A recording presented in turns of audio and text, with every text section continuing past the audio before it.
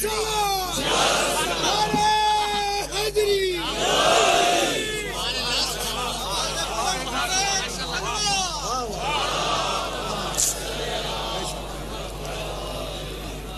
قرآن کی نگاہ میں، یعنی میں کہنا یہ چاہ رہا ہوں کہ کتاب الہی میں اساس علم توحید ہے. موضوع ذرا سا نامانوس ہے لیکن میرے ساتھ چلتے رہنا، اس لیے کہ اب دامن وقت میں گنجائش بہت زیادہ نہیں ہے. اساس علم توحید ہے. اب میں کیسے اپنے سننے والوں کی خدمت میں عرض کروں کہ معصوم کی خدمت میں ایک شخص آیا اور کہنے لگا کہ فرزند رسول یہ سورہ قل هو اللہ احد ہے کیا؟ یہ سورہ قل هو اللہ احد یہ کیا ہے؟ بھائی سنو، معصوم نے کہا سیکونون فی آخر الزمان اقوام متعمقون. آخر زمانے میں جب زمانہ آخر ہو جائے گا تو بڑے متعمق اور گہری سوچ رکھنے والے لوگ پیدا ہوں گے. یہ سورہ اللہ نے ان کے لیے نازل کیا ہے.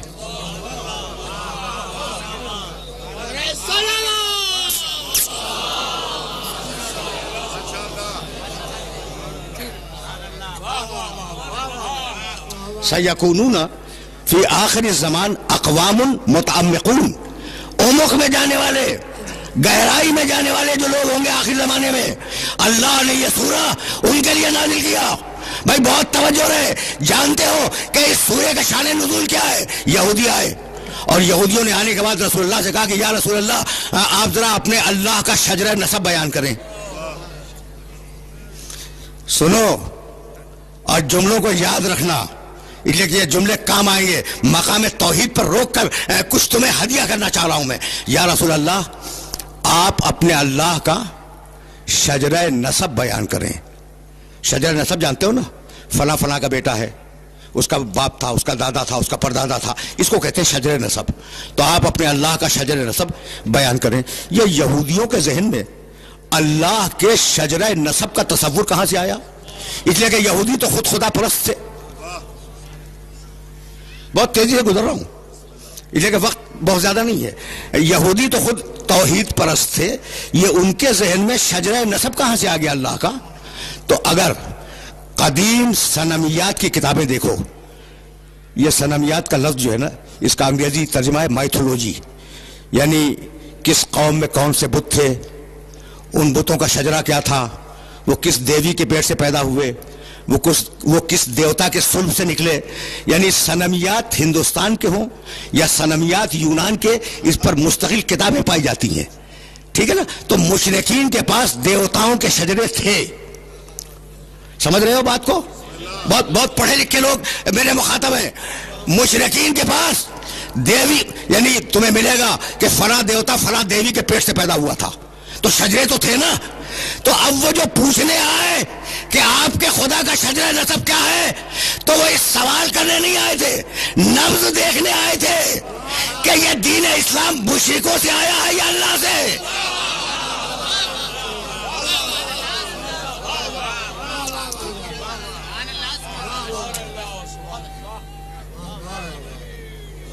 سمجھ رہے ہو؟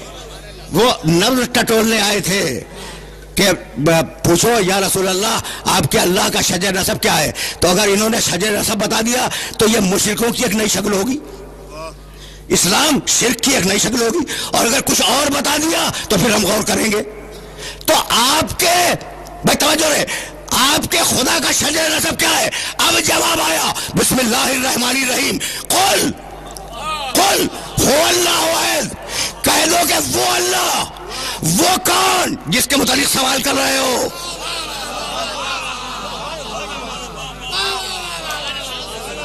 کوئی لفظ اللہ بے مصرف استعمال نہیں کرتا.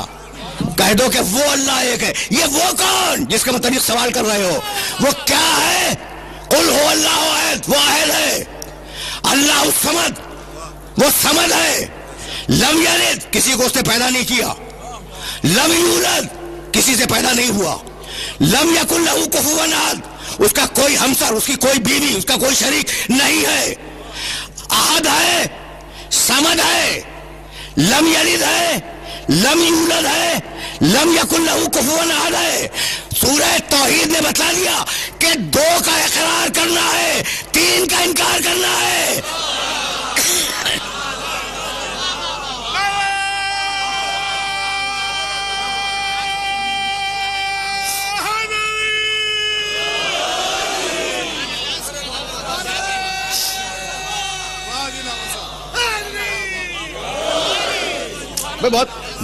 بہت سامنے کی بات ہے نا کہ قل هو اللہ احد، اللہ الصمد، وہ احد ہے، وہ احد ہے، وہ صمد ہے، 2 کا اقرار کرو۔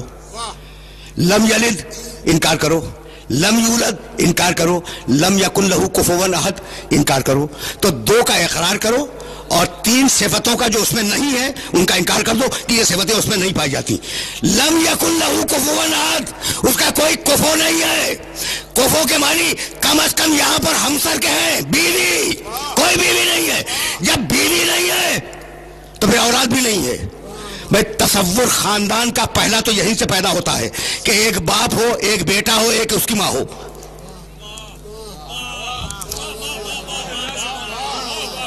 خاندان کا تصور یہیں سے پیدا ہوتا ہے کہ ایک باپ ہو، ایک اس کی بیوی ہو اور پھر ایک بیٹا ہو، تینوں کی نفی کی۔ بھائی توجہ رہے، لم یکن لہ کفوا احد، بیوی نہیں ہے، جب بیوی نہیں ہے تو بیٹا کہاں سے ہوگا؟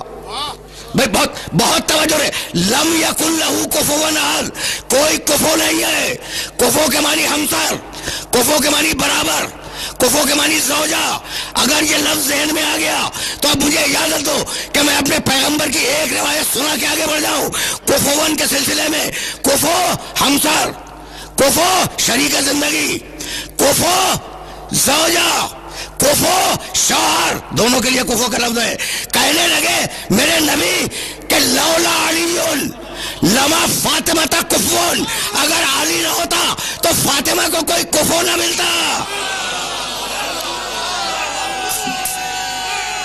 وہ خدائی میں یکتا، یہ بندگی میں یکتا۔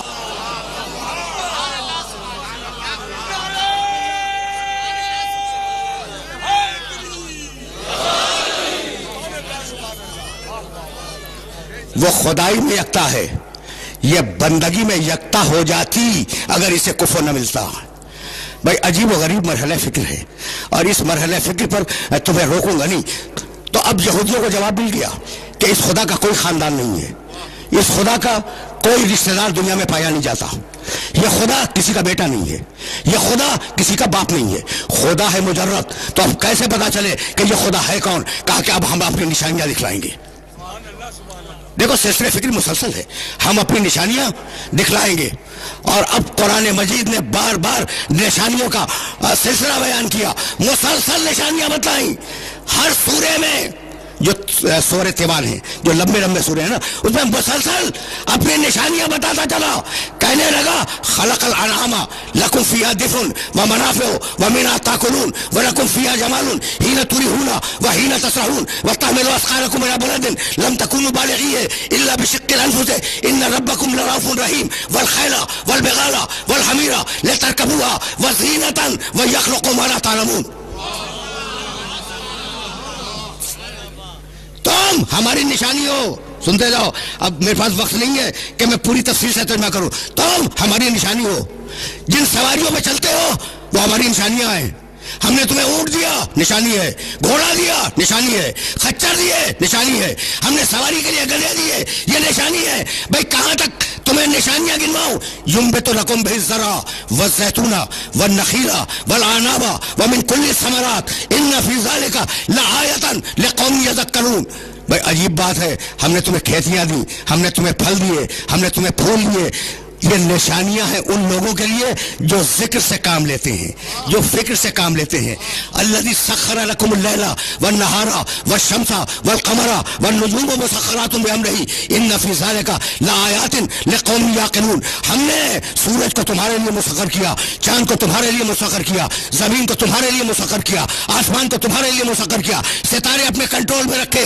ہم نے اس میں نشانیاں رکھی ہیں ان لوگوں کے لیے جو عقل سے کام لیتے ہیں۔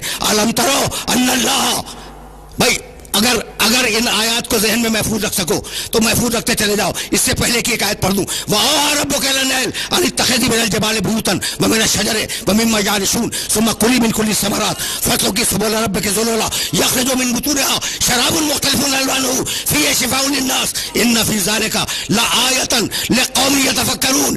ہر پھول سے لے، شہد کی مکھی ہر پھول سے لے، ہر پھول سے رکھ لے، لیکن جو شہد بنے وہ شفا ہو۔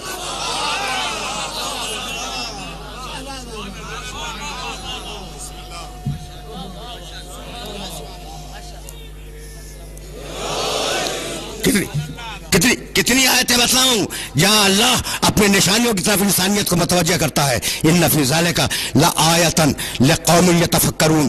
آیتیں ذہن میں محفوظ رکھتے جاؤ گے نا، اس لیے کہ یہ آیتیں تمہیں کبھی کام آ جائیں گی۔ الم یروا الی الطیر مسخرات فی جو السماء ما یمسکہن الا اللہ ان فی ذالک لآیات لقوم یؤمنون۔ تم نے یہ غور نہیں کیا کہ فضاؤں میں جو پرندے گھوم رہے ہیں، علم یروا الی الطیر، تم نے پرندوں کو نہیں دیکھا؟ مسخرات فی جو السماء، انہیں یہ رکے ہوئے ہیں آسمان کی فضا میں، یہ رکے ہوئے ہیں۔ طریقہ تو یہی ہے کہ زمین چیزوں کو کھینچ لیتی ہے۔ یہ تسبیح اب یہ اچھال دوں زمین اسے کھینچ لے گی اور زمین پہ گر پڑے گی، بھئی یہی تو ہے نا کہ زمین میں کشش ہے اور وہ کھینچ لیتی ہے۔ علم یروا الی الطیر، تم نے پرندوں کو نہیں دیکھا؟ مسخرات فی جو السماء، یہ رکے ہوئے کیسے ہیں فضاؤں میں؟ ما یمسکہن الا اللہ، انہیں کوئی نہیں روک سکتا سوائے اللہ کے۔ پہنچ رہے ہیں یہ میسج پہنچ رہے ہیں؟ ما یمسکہن الا اللہ ان فی ذالک لآیات لقوم یؤمنون۔ ہم نے ان پرندوں کے رکنے میں نشانی رکھی ہے صاحبان ایمان کے لیے۔ اب تک جو میں آیتیں پڑھ رہا تھا، نشانیاں ہیں صاحبان عقل کے لیے، نشانیاں ہیں صاحبان فکر کے لیے، نشانیاں ہیں صاحبان ذکر کے لیے، نشانیاں ان لوگوں کے لیے جو تدبر سے کام لیتے ہیں۔ یہ واحد مقام ہے جہاں کہتا ہے نشانیاں ہیں مومنین کے لیے۔ بھئی کیا نشانی ہے؟ کیا نشانی ہے؟ فضا میں رک جانے پر مومن کے لیے نشانی ہے، مومن کے لیے نشانی ہے کہ پرندے فضاؤں میں رک نہیں سکتے اگر اللہ انہیں نہ روکے۔ بھئی مومن کے لیے نشانی ہے کہ اگر مومن ہے تو اس کے ذہن میں فوراً خیال آئے گا کہ خیبر کے میدان میں میرا علی فضا میں کیسے رک گیا تھا۔